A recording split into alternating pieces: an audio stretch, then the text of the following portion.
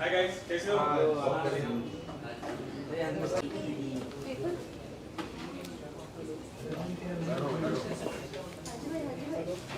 भाई पेपर हमारे।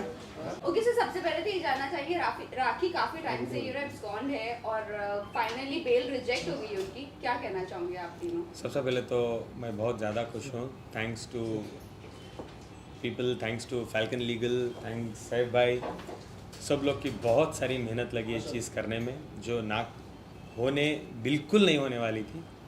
बहुत सारे संविधान में ऐसी ऐसी चीज़ें हैं जो एक झूठा केस बना के मुझे 3 घंटे में अरेस्ट करके 6 महीने की सज़ा जो करवाई थी, वो आज जाके 3 महीने लगे 67A का केस FIR रजिस्टर करवाने में अम्बोली पुलिस स्टेशन में। फाइनली उन लोगों ने इतने सारी क्वेरीज दी थी हम लोगों को कि इंस्टाग्राम के लिंक लाओ, चीज़ें ला के दो, हमने हर चीज़ का जवाब दिया उन लोगों को।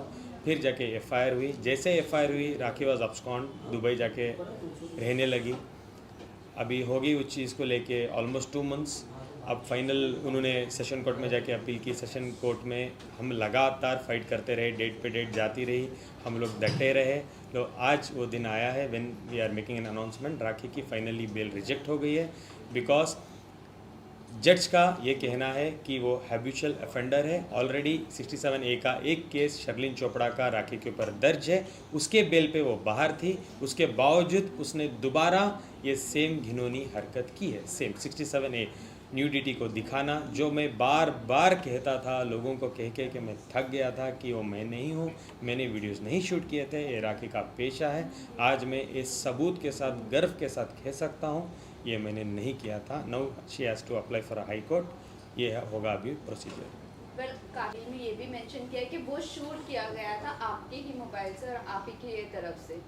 वही तो बोलने की वो कोशिश कर रहे थे जज को, लेकिन हमने पूरे हमारे प्रूफ दिए थे हमारे हाथ से उनको, उसी के बेसिस पे उन्होंने बेल रिजेक्ट की है। बेल एक दिन में रिजेक्ट नहीं की गई थी, उन्होंने भी कम से कम 4 डेट लिए, 4 डेट लिए। उन्होंने जांच की प्रॉपर। FIR लेने से पहले इंस्पेक्टर ने हर बारीकी से उसको देखा, उसके बाद जाके उन्होंने FIR दर्ज की। उसके बाद जज ने भी 4 डेट ली, 4 डेट के बाद उन्होंने बेल रिजेक्ट की।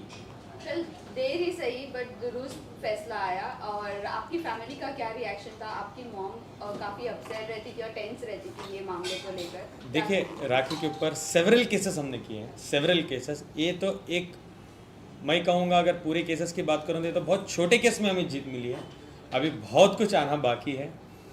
मैं सिंसियरली चाहता हूँ, जैसे मेरे दिल में है, एक बार वो जेल देखे कि जेल क्या होती है, जेल में वक्त बिताना क्या होता है।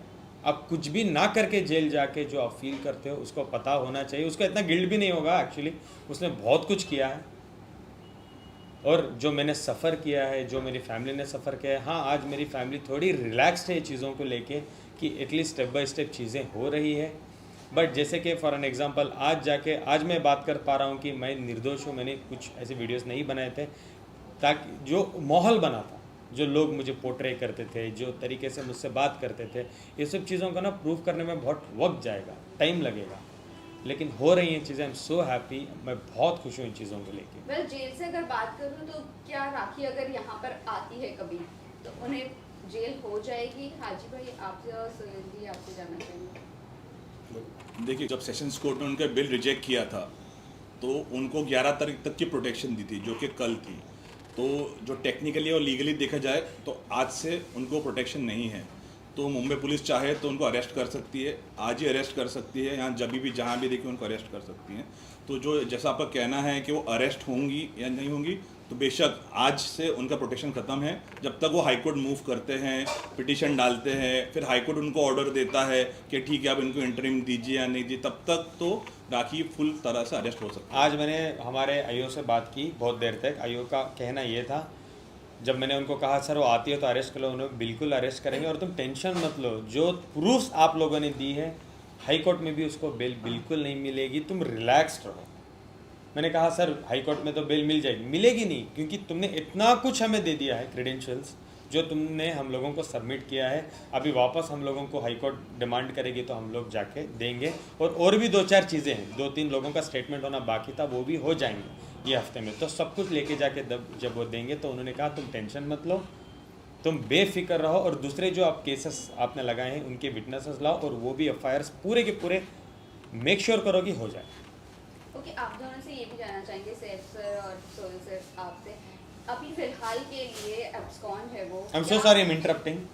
सबसे पहले मैं एक और बात भी कहना चाहूँगा, राखी से मेरी शादी इनवैलिड है, मेरी शादी नहीं है वो, क्योंकि वो ऑलरेडी शादीशुदा थी। एक संविधान में एक लड़की एक ही बार शादी कर सकती है, वो ऑलरेडी शादीशुदा है प्रॉपर तरीके से रितेश से, और उसके अलावा भी कितने से साथ मुझे नहीं जानना है, मैं सिर्फ रितेश की बात करूँगा। तो मेरी शादी उसके साथ इनवैलिड है, तो मैं राखी का एक्स हस्बैंड बिल्कुल नहीं। हाँ, आप कुछ पूछ रहे थे। फिर अभी ये जानना चाहेंगे कि आप कोर्ट के राखी को यहाँ पर आना ज़रूरी है या नहीं है, बिकॉज अभी जो प्रोटेक्शन भी कैंसिल हो गया है, बेल भी कैंसिल हो चुकी है, सो क्या अभी ऑर्डर ये मिल सकता है कोर्ट से? देखिए क्या है ना, अभी एज पर कॉन्स्टिट्यूशन जो उनकी राइट है वो हाई कोर्ट मूव करेंगी।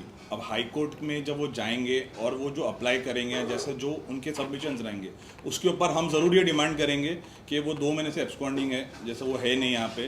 तो देखिए एंटीसिपेटेड बेल का मतलब क्या होता है, वो जो मांग रहे हैं कोर्ट से एंटीसिपेटेड बेल, कि मुझे आप जेल में मत डालिए, मुझे जो भी आपको मुझसे सबूत चाहिए मैं पुलिस को आके कोऑपरेट करूंगी और मैं सबूत दूंगी।